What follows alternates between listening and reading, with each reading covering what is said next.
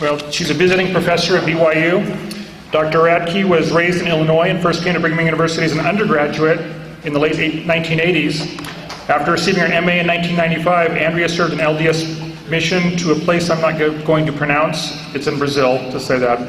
Or in German I could do it, but not in Spanish or Portuguese. Following her mission, she taught for Utah Valley State College and BYU Nauvoo program before deciding into the PhD program at University of Nebraska. Andrea focused on women's history in the West, particularly women in life's work professions, school teaching, higher education, science, and domesticity. She's especially interested in how women students' entrance into higher education fit within larger gender patterns interactions of the 19th and 20th century in America. Her dissertation studied women and land-grant universities at 1862 and 1917. As I said, she's a visiting professor at BYU, and at this time we'll turn the time over to Andrea Radkes.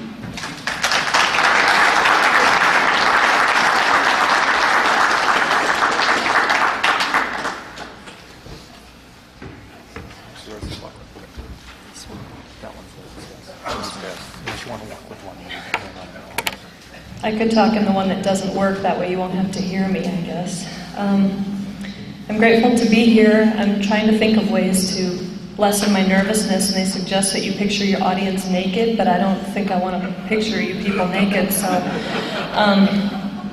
can you hear me okay? Can you hear me fine? I'd like to first give a personal note of thanks to my family for being here, and also for individuals who I've been able to kind of bounce ideas off for the past 3 or 4 months as I've been working on this topic. It's been a great spiritual and emotional growth for me to work on this project on the topic of Mormon women. And I'd like to thank Kylie Nielsen Turley. She's not here, but she is an individual who has helped me to a great deal with this project. In dealing with this, because there are so many various directions that I could go, it was pretty daunting to kind of narrow it to certain areas, but I'll try to do my best, and whatever I don't cover today, I would encourage you to seek the published version of this paper, which will probably be much longer, and it will, I'm sure, be on the FAIR website within a couple of months. So whatever I don't get to today, I'm kind of giving myself a little out if you don't get everything. I'd like to begin with my paper. I actually have that paper organized with the help of a little bit of what I call Maxwellian, after Neil A. Maxwell, Maxwellian alliteration. So I have my paper divided into topics like perceptions, Prozac, polygamy, patriarchy, and priesthood. And then if I don't get to all of those, then you can, again, seek to get more specifics on my various topics. I like my Prozac topic, that's my favorite. In the 19th century, Louisa Barnes Pratt, some of you may know her as the wife of missionary Addison Pratt, boarded a train in Salt Lake City for a trip to the east. Other passengers showed interested reactions to her presence, and she remembered that, quote, as soon as it was announced that there were ladies from Utah in the car, a curiosity was at once excited. Some few there were who would shun me. Others were attracted, would draw near, and show a desire to converse. For those who especially wanted to debate the practice of plural marriage with her, Louisa attempted to engage in lively conversation, draw upon scriptural references, and finally bear her testimony. Not the silent, degraded Mormon woman of 19th century stereotypes, Louisa declared, I found it the better way to avoid argument as much as possible, but would testify boldly to what I knew to be true. Later on the same trip, Louisa met a Presbyterian clergyman who, upon learning that Louisa was from Utah, was, quote, very reserved and silent. She remembered, I could see prejudice in his eyes and on his knitted brow. Like she had done before, she attempted to disarm her critic. I took no trouble to draw him into conversation. This story and others like it speak to the pervasive misperceptions and misunderstandings leveled at Mormon women throughout the history of the Church of Jesus Christ of Latter-day Saints. High-profile Mormon women spent much of the 19th century defending themselves to their critics, anti-Mormons, government leaders, first-wave feminists, and women's suffrage activists, and from the many Save the Mormon Women societies that proliferated around the country in the latter part of the century. Much like Mormon women today, 19th century foremothers encountered great curiosity, criticism, and of course prejudice for their place as women in a patriarchal religion that openly practiced plural marriage. President Eliza R. Snow, at an 1870 indignation meeting in the Salt Lake Tabernacle, offered one of the most famous defenses of the status of her sisters, which rings as an appropriate response just as much today as it did in 1870. She said, "Were we the stupid, degraded, heartbroken beings that we have been represented, silence might better become us. But as women of God, women who stand not as dictators but as counselors to their husbands, and who, in the purest, noblest sense of refined womanhood, being truly their helpmates, we not only speak because we have the right, but justice and humanity demand that we should." Today, Mormon women continue to battle the misperceptions and stereotypes attached to them by critics of patriarchal priesthood leadership and traditional gendered spheres that seemingly limit choice. I have attended numerous academic conferences where colleagues have wondered, how can you be a thinking woman who accepts Mormonism? And on one occasion, when told that I teach women's history at BYU, one colleague reacted with surprise. "Do they allow that?" Meaning some kind of Orwellian they, some kind of big brother that doesn't allow teaching of women's history at BYU. Although the official church has discontinued polygamy, outsiders' criticisms of Mormon women have continued to link a culture of polygamy with so-called oppression, particularly in Utah. Following the 2002-2003 Elizabeth Smart kidnapping and rescue, various journalists tried to show exaggerated connections to a culture of male-dominated polygamy that made Elizabeth either unwilling or psychologically unable to attempt escape from her captors. Reflecting poor journalistic integrity, these reporters only cited interviews of women on the fringes of Mormonism, either disaffected Mormon feminists or minority fundamentalist polygamists who are not associated with the official church. As recently as last week, on July 26, 2004, Bill O'Reilly of Fox News linked the Elizabeth Smart kidnapping with Lori Hacking's recent disappearance. And he said, "Salt Lake City is getting quite a reputation. Women and girls disappearing. It's all very strange." While these sources and reports may feed into readers' desires for anti-Mormon sensationalism, they do not speak to the complete picture of practicing and believing Mormon women's experiences. Negative perceptions of Mormon women have become even more pronounced in recent years, where second-wave feminist awareness has brought greater attention to gender issues in the church. Especially since the 1970s, divisions have occurred over the passage of the Equal Rights Amendment, female exclusion from priesthood leadership, prayer to Heavenly Mother, and women working outside the home. As other religions have attempted to reform their traditional patriarchies to include female leadership and even ordination, modern critics question how Mormon women would voluntarily participate in a patriarchal religion. Much examination of Mormon women's status has viewed the female experience through the lens of victimization and objectification, and for those of us faithful Mormon women, we wish to retake possession of our identity and our image from those who have robbed it from us. Are these misperceptions justified? Well, it is to be true. Since the earliest days of the church, Mormon women have presented a great paradox to outsiders. On the one hand, polygamy and patriarchal leadership have depicted women as degraded objects of men's power. On the other hand, Mormon women have had early access to suffrage, healing power, religious ceremonies, autonomous leadership in Relief Society, and access to coeducation when much of the nation still struggled to accept this progressive idea. The contradictions of Mormon women's experiences continue to plague feminists, both inside and outside of the church, religious critics and scholars, and some Mormon women themselves. Today's Mormon women attempt to balance their belief in a traditional religion while adapting and responding to the increasing pressure of gendered awareness demanded by a modern world. Perhaps Valerie Hudson has described this dilemma best. She said, "Despite the plainness of teachings by our prophet and our leaders, practices and beliefs are found in our communities that are sometimes not easily reconciled with the doctrine that God is no respecter of persons or of gender. Critics of our church see a sham of gender equality and assert that our religion discriminates against women. However, believers strongly oppose this criticism, trusting the prophet when he proclaims the equality of men and women before God.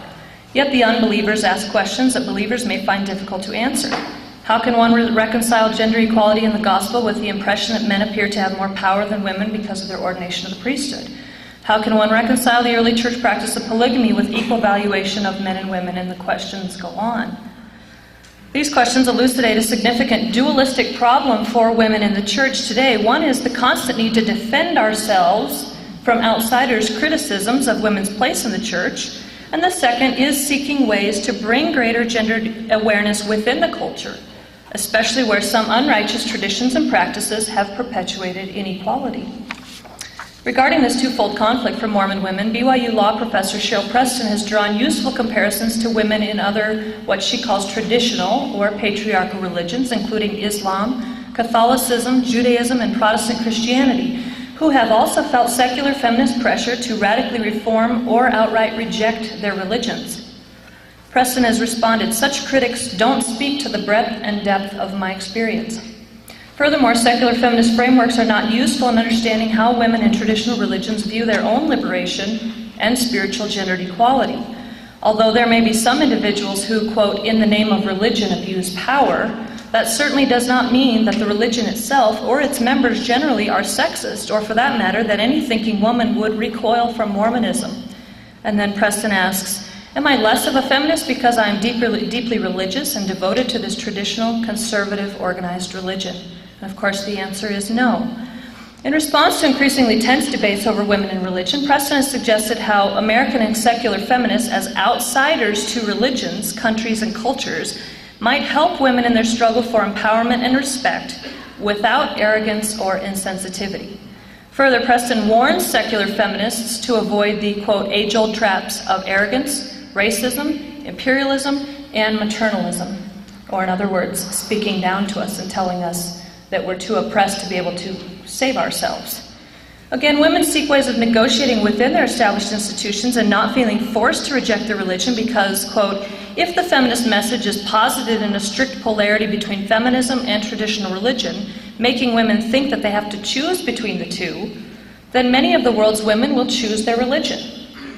Here, Preston invites a useful comparison to Muslim women. Quoting from Muslim feminist Aziza al-Hibri, "The majority of Muslim women who are attached to their religion will not be liberated through the use of a secular approach imposed from the outside." Feminist Fareed Shahid also advised against making Muslim women reject the foundation of their faith. She says, "A woman's movement needs to be perceived as rooted in the cultural reality of the society in which it operates. Discriminatory laws sanctified through Islam cannot be effectively countered with arguments which deny or discard Islam." In other words, don't make us reject our faith in the name of trying to liberate us from so-called female oppression. Rejection of a woman's religious foundational framework will only create alienation and divisiveness. A woman who is a practicing member of a religious institution is inevitably going to be hesitant to accept advice from someone who does not understand her value system and her commitment to it. This paper is an admittedly apologist response to the question of Mormon women's so-called oppression. But it is by no means a simplistic response to those who have honestly struggled with real and perceived gender inequity in their church experiences, especially regarding patriarchy and priesthood, polygamy, ambiguities about Mormon female authority, and dictates about women's traditional domestic roles. Many faithful women might feel sympathy with Hudson as an active Mormon woman, a mother, and a professor at BYU who experienced her own gender struggle in 1992 and 93. When, quote, "for almost a year and a half, she walked around as if the skin of her body had been rubbed raw by sandpaper. Things she never noticed before, even little things, caused her agony of soul," unquote. I feel sorrow for the lament of some Mormon feminists, some who I know very well, who are disaffected and or excommunicated, who have determined that, quote, "the fight for women's equality in the Mormon Church is over. Our efforts to change the institution," this is a quote, "our efforts to change the institution have been almost fruitless. We haven't changed a thing. In fact, women's official status in the church is worse now than in the 60s and early 70s. We have no hope left." And that's from Vicki Stewart Eastman. While I do not share this attitude of response, I acknowledge the pain they have experienced in trying to reconcile the inequity, both real and perceived. I also celebrate with the multitudes of Mormon women who have found reason to rejoice in their status of women of spirituality, familial strength, purity, and leadership in the church, in education, and in the world. We rejoice in personal revelation in the words of our female leaders like Ardith Kapp, Sherry Dew, Chieko Okazaki, Marie Hafen, Patricia Holland, Elaine Jack, and others who have reminded us of the immense power we possess as women of spiritual strength in a world of intense conflict and moral decay. We are also reminded by Jill Mulvey-Durr of the empowering and historical sisterhood of the Relief Society. And further, in few other religions can women find such a celebration of motherhood as they do in this church. Recent interest in the place of Mormon women is evidenced by the prolific numbers of publications that address Mormon women's history, The Story of the Relief Society, Biographies of Significant Mormon Female Figures, Sister Missionary Work, Polygamy, The Nature of Eve, Women's Spiritual Questions, Sociological Studies, and issues of importance to Mormon women like work, family, and education. And believe me, the publications are extremely prolific. To try and sort through everything that's been written about Mormon women in the last 20 years is like taking a graduate seminar twice, literally. Perhaps the best example of how women within the church have provided very differing interpretations of their own place within that church is the editorial battle that occurred in the Boston Globe in the fall of 2000. Supported by the signatures of 50 women, feminists Courtney Black and Maxine Hanks responded to President Gordon B. Hinckley's statement that, quote, "I haven't found any complaint among our women. I'm sure there are a handful somewhere who may be disaffected for one reason or another, but I've never seen any evidence of it," unquote.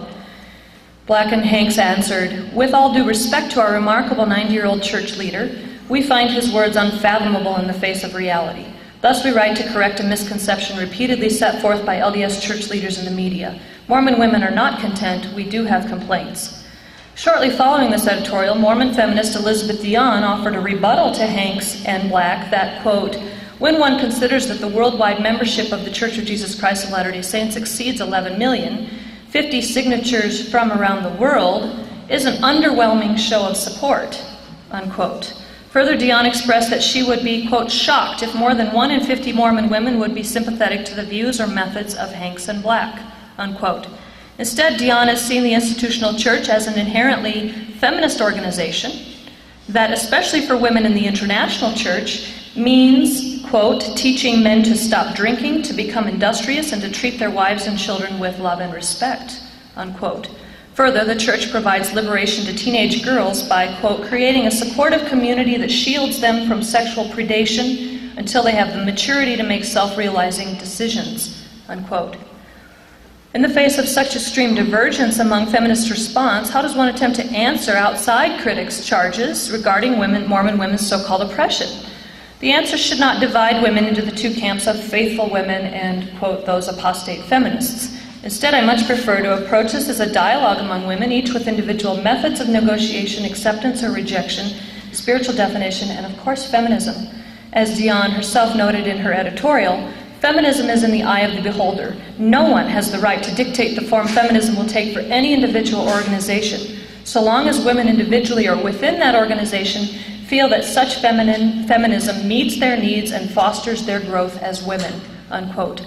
And while some women have chosen to leave the church entirely, others have chosen acceptance and celebration of their roles as women, as defined by the church, and by leaning on faithful negotiation rather than rebellious discontent. Not only will this study respond to misperceptions about Mormon women from without the church, it might also help what Valerie Hudson calls the multitudes of, quote, "good faithful Latter-day Saint women who have at some point felt a certain amount of pain because they are not always able to articulate a coherent vision of how they stand as equals with men in the church and in the eternities," unquote. Thus the basic question boils down to, are Mormon women oppressed by the doctrines and institutional structure of the Church of Jesus Christ of Latter-day Saints?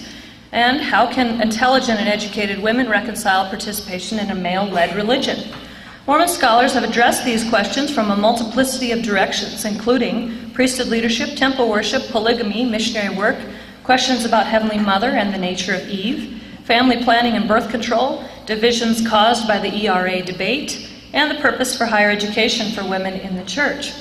While I cannot possibly deal with all these areas, I'm offering my few basic categories of consideration and response: the Prozac, polygamy, priesthood, alliteration. So I'll first deal with Prozac.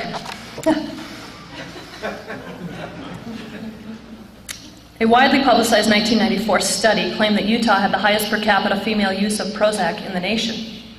Although the study itself was admittedly problematic, critics of the church are quick to cite the study's sensationalized conclusions as proof that Mormon women must suffer under the strains of patriarchy, early marriages, constant childbearing, and voiceless acceptance of male dominance. What this study failed to show are the complex factors that might affect the use of Prozac and other antidepressants. These include socioeconomic status, level of education, number of children, genetic factors determining predisposition to depression, religiosity or non-religiosity, even among Mormon women born into the faith who are non-practicing, if we're going to talk about the Utah demographic, counseling service that accompany medication, and the numbers of men who might also require medication and counseling. Further, the high percentage of Prozac use might reflect a greater awareness by leaders that encourages members to seek professional therapy and medication alternatives. Finally, Mormons' abstinence from addictive substances might prompt depression sufferers to seek more legitimate forms of help. In researching this topic, I visited a chat room for Mormon women on antidepressant medication. Of 64 postings over a 2-month period, only 3 postings cited gender as a significant determinant in mental health issues, but each one of them also expressed a defensive attitude about whether being a Mormon woman actually exacerbated their depression. One woman asserted, quote, "I believe that having depression, anxiety, bipolar, or other mental disorders do not make us weak women. There are countless researches done that show that we simply have a chemical imbalance in our brains. They also show that more often than not, it's genetic," unquote. One attributed LDS women's avoidance of alcohol and coffee to the need to control depression through medication and counseling. Quote, "LDS women experience depression more acutely because they don't go out and get drunk to mask their pain. Another example is they don't drink coffee in the morning to minimize the fatigue that often accompanies depression," unquote. Instead of dwelling on so-called gender depression, chat participants focused more on perceptions of medication use, hormonal imbalances, genetic predisposition, non-gendered shared experience among those using antidepressants, difficulties overcoming stress, and the need for greater sympathy and awareness by non-sufferers, both inside and outside of the church. Further, the recent outing of Mormon composer Michael McLean has brought attention to depression as an increasingly non-gendered issue in the church. Since 1994, many sociologists and historians have attempted to respond to the Prozac study with quantitative and qualitative research regarding contentment and mental health among Mormon women. Although difficult to quantify, qualitative research regarding Mormon women's contentment has been useful in disregarding this Prozac stereotype, although journalists are still slow to pick up on those things that question the Prozac stereotype. In particular, sociologists Sherry Mills Johnson and Marie Cornwall at BYU have directly taken on misperceptions about Mormon women and depression. Cornwall's very prolific studies, and some of you may be familiar with Marie's work, it's very broad and extensive, have shown that Mormon women's life satisfaction issues are much more complex than stereotypical portrayals of the submissive and degraded female. Although Cornwall has also shown that Mormon women tend to have a higher depression rate than Mormon men do, but that also could be tied into other complex factors. More recently, Sherry Johnson's 2004 study determined that LDS women are less likely to be depressed than American women in general, and show no major differences in overall life satisfaction compared to women nationwide. By comparing a 1992-94 survey of over 3,000 non-LDS women and 2 national surveys of over 2,000 LDS women, Johnson made successful comparisons regarding life satisfaction, contentment, and measurements of depression and self-esteem. In terms of criteria such as residence, work, friendship, health, family life, and financial situation, she found, quote, "There were no statistically significant differences in response between Mormon women and non-LDS women." Further, although, quote, "traditional women's roles involved with marriage and homemaking have long been cited as part of the reason for the purported depression, still, interestingly enough, national women were 3 to 4 times as dissatisfied with their work as Mormon women." Although Mormon women scored 10% lower on self-esteem rankings than non-LDS women did, Johnson suggested that the findings could be a reflection of the higher standards that are espoused by the church, and also Mormons' tendency to against pride and not wanting to brag. However, LDS women claim to only suffer from general depressive symptoms on average 1 day a week, whereas non-LDS women experience depressive symptoms 1.5 days per week.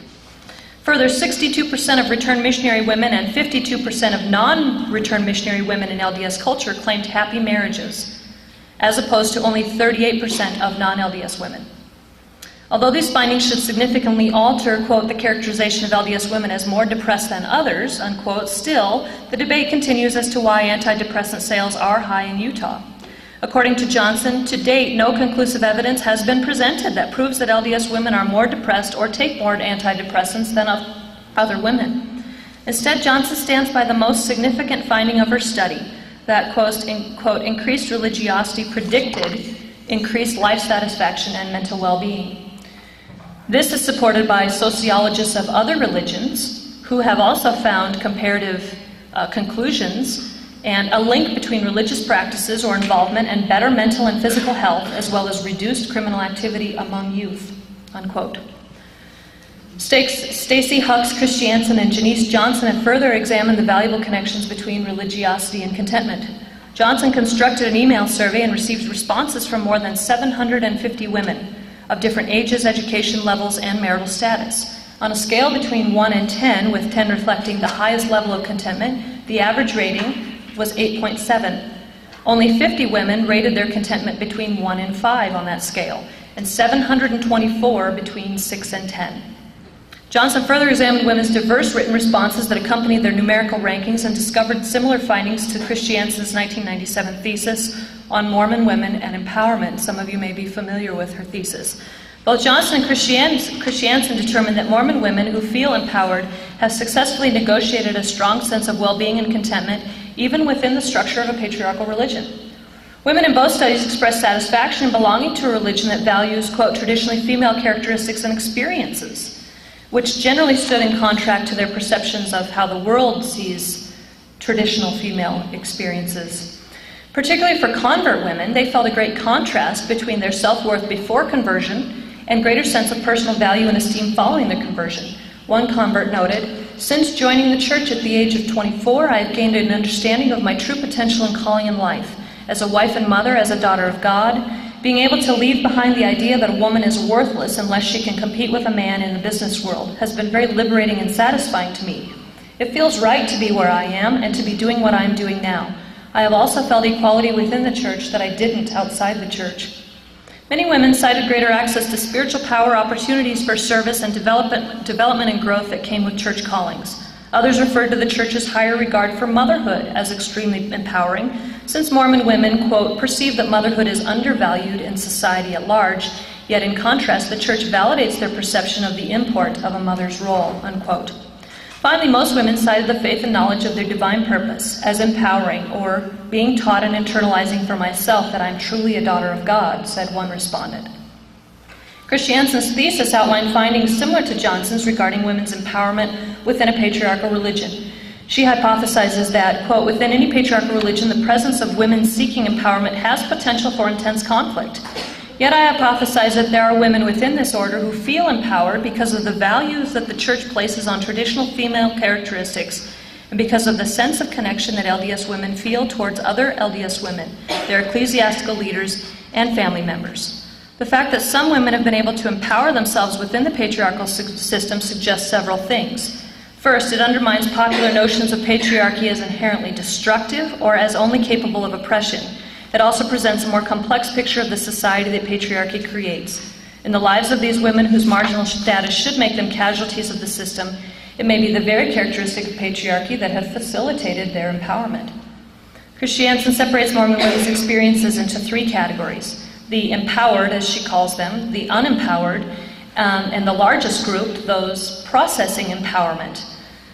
Of her whole sample, 24% had experienced depression, and all of those that had experienced depression had sought some form of professional help. For Christiansen, the most significant category included the majority of her women respondents who were processing empowerment, or those working through the empowerment process through personal belief and faith, personal revelation, and relationships with family and ecclesiastical leaders. Christiansen cites various factors that affected women's sense of empowerment, which included the occurrence of life-altering experiences, personal belief systems, the idea of personal progression, and faith in God, and the ability to challenge belief systems that don't match individual experiences.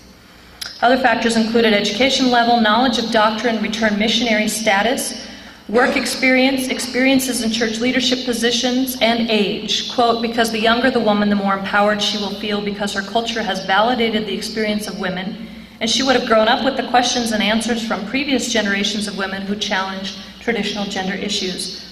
In other words, for those of us of the younger generation, sometimes it's a little easier because the battles were fought earlier, and now we're benefiting from the fruits of some of the battles. In conclusion, Mormon women do not suffer from depression on any significantly greater level than their national counterparts.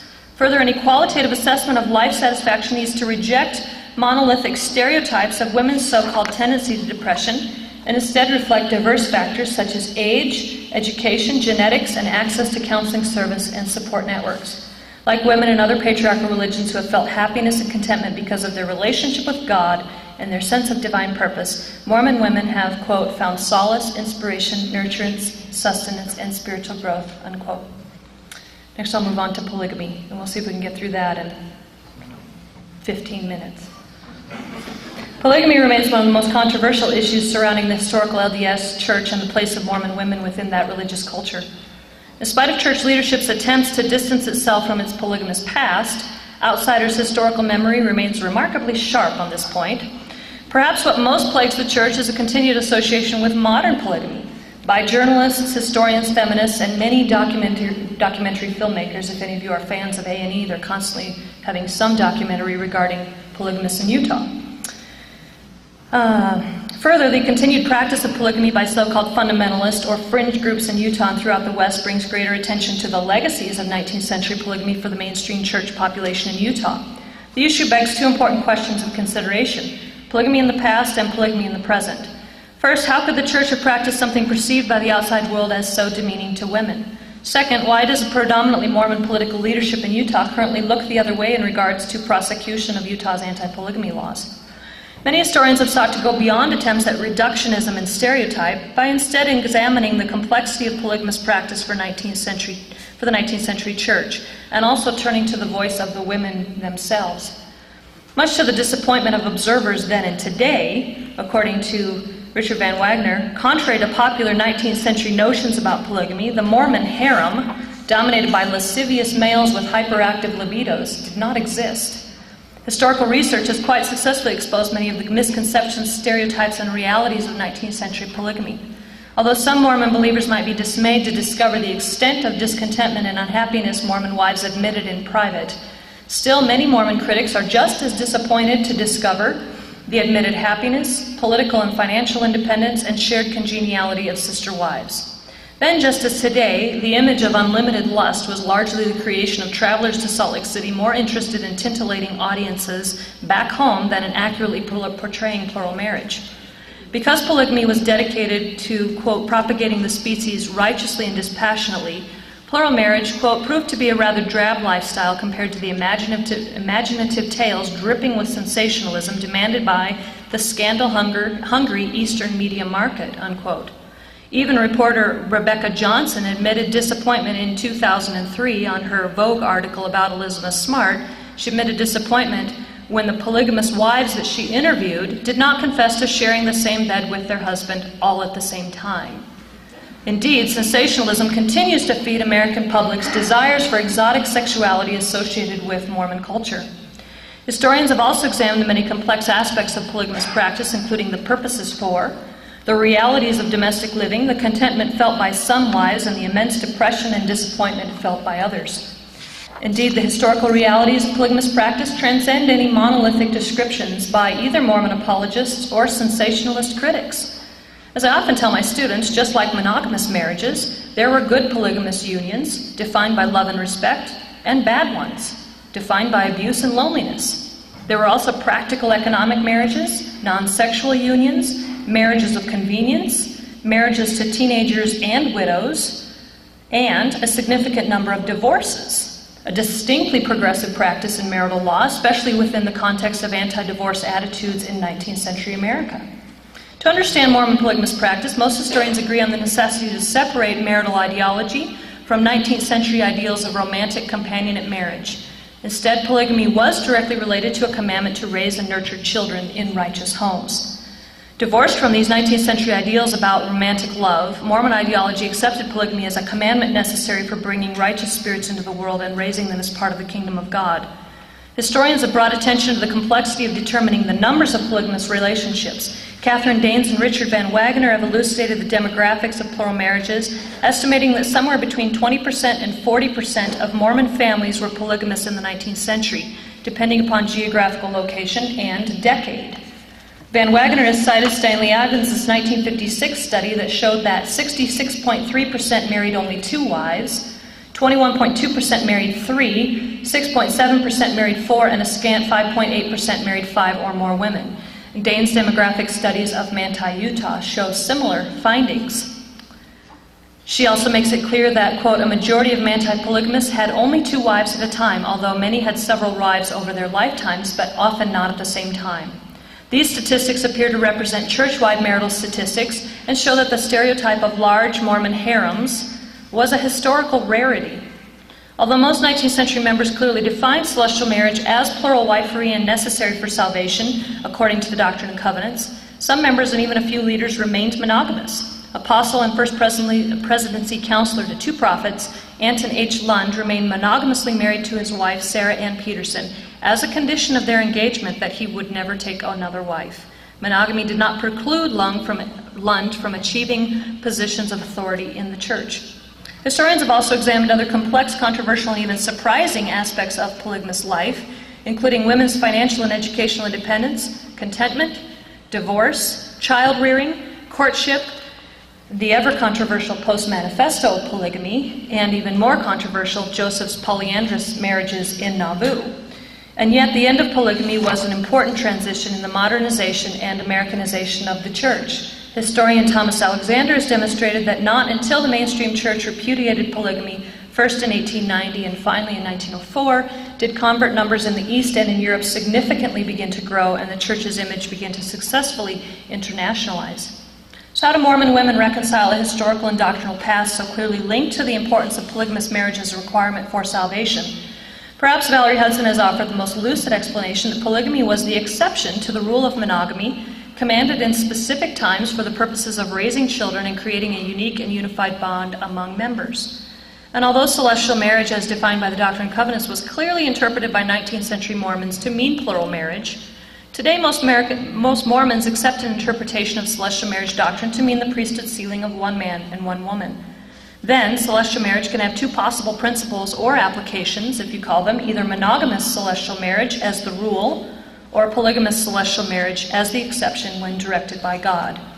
Observers outside of Utah see the state as a place where polygamy is still tacitly accepted by Utah legislators, predominantly members of the LDS Church who have either neglected law enforcement or prosecution in this area. But the reasons for laxity on polygamy enforcement in Utah are much more complex than some sensationalist picture of Utah as a fringe fundamentalist state. As Martha Bradley has shown, prosecution often leads to greater problems like displaced children and wives as wards of the state, difficulties proving polygamous cases, and usually very damaging public relations fiascos. For instance, the 1953 Short Creek raids backfired as photos of crying children being torn away from parents were published in newspapers, and also women and children were photographed with numbers hung around their necks, suggestive of some kind of genocidal rounding up. In fact, the 1953 Short Creek raids were so damaging to Utah and Arizona public relations. No anti-polygamy prosecutions were brought by the state of Utah until the 2001 Tom Green case. Some accused Utah of capitalizing on the Green case in the midst of Olympic attention in order to soften its fundamentalist and polygamist image. Since Green's case, however, state prosecutors have felt greater pressure to enforce child sex laws and welfare fraud. Recent attention to incest, child marriages, and even recently sexual abuse of young boys in the Jeffs clan, as some of you may be aware of, has added to pressures on the legislature to prosecute felony child abuse cases in polygamous clans. Hopefully, the state of Utah will find better ways to prosecute these crimes while still respecting the marital privacy of consenting adults. In most outright polygamy cases, state officials maintain the difficulty of prosecution because of ambiguous documentation and the separationist culture of some groups. Any raid of these groups has the potential of a Short Creek outcome, or even worse, a possible Waco ending. Furthermore, the reality of polygamy within the American legal structure has received new attention in recent years since legal theorists have suggested the possibility of the overturning of anti-polygamy rulings by the Supreme Court in the 19th century, particularly as they were violations of constitutional guarantees to the free practice of religion. Groups like the Liberation Front and even the American Civil Liberties Union have weighed in on the side of the freedom of polygamous practice. Polygamy discussions have reached international proportions as immigrant groups from the Middle East and Africa bring parts or all of their polygamous family structures to the United States with the desire for legal familial recognition. The debate is, or should be, no longer related to outdated attempts at anti-Mormon persecution. Rather, it is becoming more about adapting to world cultures, freedom of religious practice, and immigrant rights in the new global culture. What is truly staggering in the polygamy debate is the continued sensationalist linking of Utah and its majority population with polygamous practice, and also the immense hypocrisy of outsiders' criticisms of polygamous relationships as they exist in Utah, while at the same time embracing non-monogamous sexuality in the media, the Playboy Mansion, and even high levels of political offices. For the purposes of Mormon relations to polygamy, it must clearly be stated that the Church of Jesus Christ of Latter-day Saints does not endorse, condone, or sanction the earthly practice of plural marriage. But the relationship of a predominantly Mormon and non-polygamous culture and the between 30,000 and 70,000 polygamists in Utah is much more complex. The Church officially supports the anti-polygamy group Tapestry Against Polygamy, made up of women who have escaped from polygamous relationships, and which offers sanctuary and relief stuffs to women and children who have escaped from abusive marriages and homes. And yet the Mormon-dominated state government is willing to set aside anti-polygamy enforcement and prosecution because of much-needed law enforcement resources elsewhere. And these include the increasing gang violence in Utah urban areas, drug trafficking, and methamphetamine production. And Governor Leavitt admitted to this. The resources are simply not there to prosecute all of the polygamists, especially with all of the resulting public relations fiasco and the number of children that would become wards of the state if this prosecution did occur. Regarding the future of the Church's doctrinal relationship to polygamy, it seems unlikely that polygamy will ever be reinstated as an earthly institution, even if the Supreme Court were to reverse the anti-polygamy rulings of the 19th century. The risk for more negative hype is simply too great. And regarding the Church's continued cultural associations with polygamy, those are unlikely to subside either because of the Church's historical past. However, the continued proliferation of anti-polygamy sensationalist journalism is entirely dependent upon journalists themselves and their willingness to reject tabloid reporting in favor of honest, factual, and objective portrayals of the complexity of modern polygamous practice. So there's that. Did that sound preachy? Okay.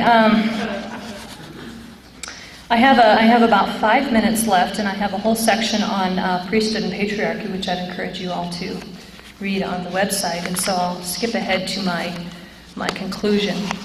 Depending upon what framework for judgment is applied, it can be easy to interpret the Church's experience and history as misogynistic and oppressive, as some critics have claimed.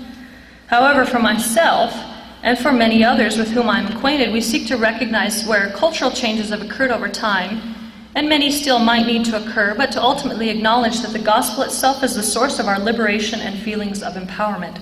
If we did not see it that way, then we would not choose to stay, period. We are not sellouts. Daily and weekly, we see so many examples of gendered sharing that give us cause to hope and reason for reinforcement of our belief in this faith as the ultimately empowering faith. Like many women in the Church, we see ourselves as Mormons who happen to be women, rather than women who happen to be Mormons.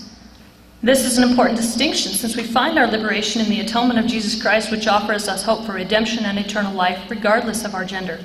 Our faith allows us direct access to God through personal revelation, prayer, and a relationship with Christ's atoning grace and individual application of Scriptures. Furthermore, I know of few religions who promise Godhood in the next life, as our religion does. I'd like to quote from, of course, a famously quoted Mormon woman, Sister Sherry Dew, who says, "The impact of righteous, determined, pure-hearted women today is immeasurable. It doesn't matter where you live, whether or not you have children, how much money you have, or how talented you think you are or aren't. This is a day when the Lord and His kingdom need women who are firmly grounded in their testimony of Jesus Christ, women of vision who have their sights trained on the purpose of life, women who can hear the voice of the Lord, expose the distractions of the adversary for what they are, and press forward with a sense of purpose and a desire to contribute. Women who are articulate as well as compassionate. Women who understand who they are and where they are going, and are determined to not let anything keep them from getting there. Good women all over the world are desperate for leadership, for role models, for the assurance born out in lives well lived, that families are important, that virtue is not outdated, and that it is possible to feel peace and purpose in a society spinning out of control. We have reason to be the most reassured, the most determined, the most confident of all women. In saying this, I don't minimize our personal disappointments, but we know what we're here for, and we know that we are beloved of the Lord.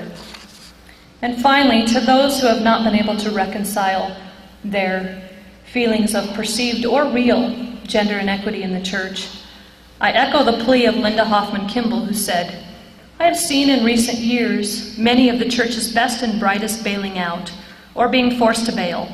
This is a cause of great heartbreak and loneliness. Here is my advice to those who are considering this route.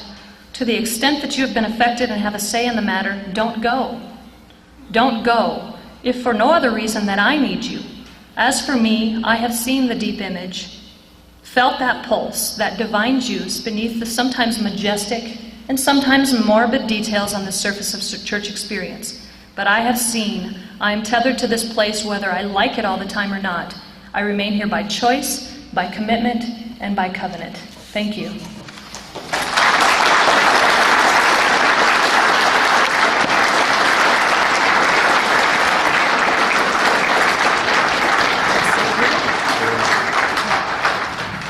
Just have to comment, I have to thank the BYU student I called when I was looking for a speaker on this, and I was talking, I meant to talk to somebody else, but I ended up talking to a BYU student, and she said, "Oh, you have to get Dr. Andrea Radkes, she's excellent, she's absolutely excellent." I said, "Have you heard her speak?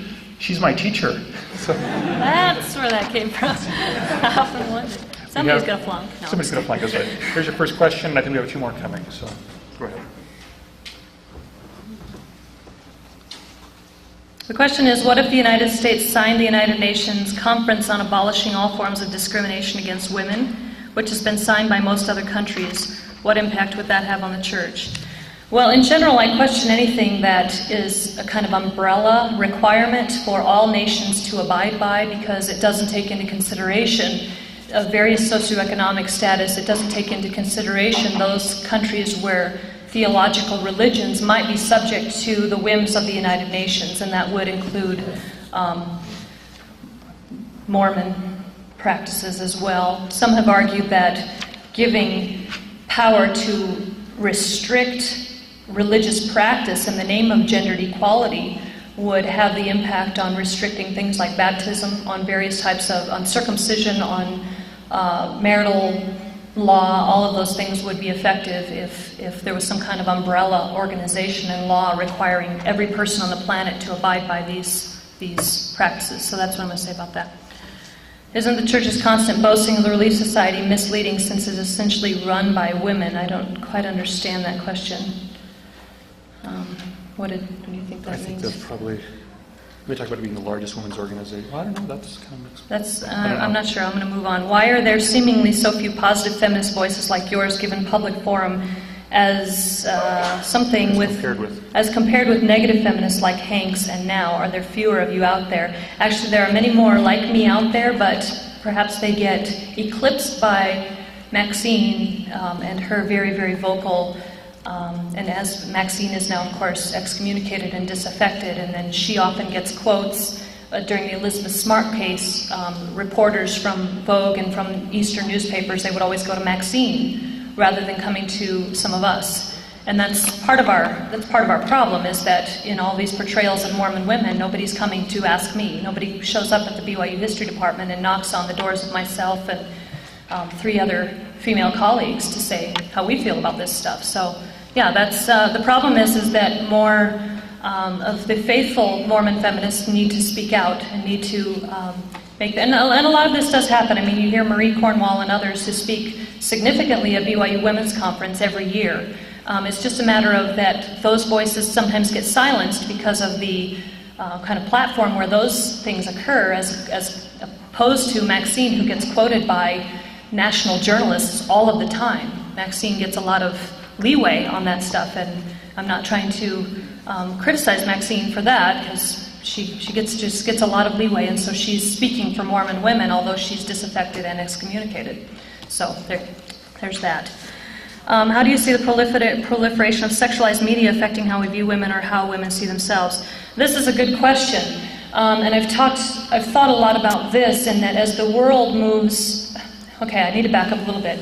The feminist movement argues, the second wave feminist movement argues that many more women are taking control of their sexuality, that they're owning their sexuality. But what I see it as, and especially in the vein of portrayals of Britney Spears and Christina Aguilera, is that they claim that as women are taking control of their sexuality, that this is an independent and empowering force. Instead, I see it as having a negative impact on teenage girls, that they see that their only worth is sexualization. And I see this in the church extensively. I work in the young women's now. And yes, I think that the church is going to become, and is, a very, very strong voice against allowing young girls to be tied into these ideas of over-sexualization. And even though the second wave feminists are couching it in terms of women are taking control of their sexuality and owning it, still what it's doing in the mind of a 13 or 14-year-old girl is telling them that all that they're good for is their sexual objectification to men. So that's a good question, and that's why I believe that the church, and Muslim women have argued this as well.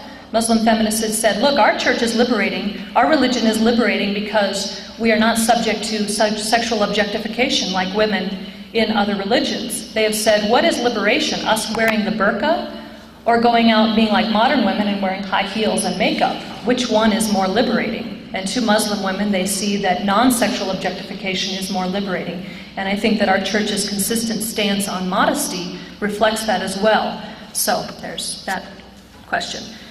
Please define Mormon feminist. What are their major beliefs? Well, this is a difficult question. According to Mary Stovall Richards, although there are very differing definitions of feminist, and of course many of you would agree on that, and you can have the now type of feminists who actually call for radical changes in sexual ideology. Of course, feminism on a political front takes many different directions in terms of economics and abortion and all of those things. But a basic definition of feminism is women who seek to make choices that have the freedom of choice without being told what to do, and that have the power. And also feminism reflects equality between men and women that's not subject to the whims of others. So that's kind of a basic definition. And I'm not going to answer the last one. Thank you very much for your attention.